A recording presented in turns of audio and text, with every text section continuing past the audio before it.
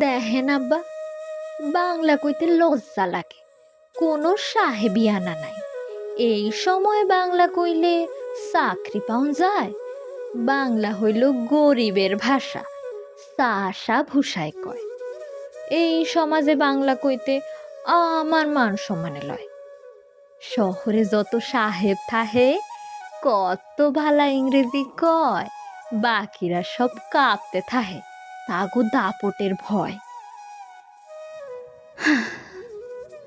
ঠিক কইরে কইছস বাপ, বাংলা কন যে মহাপাপ।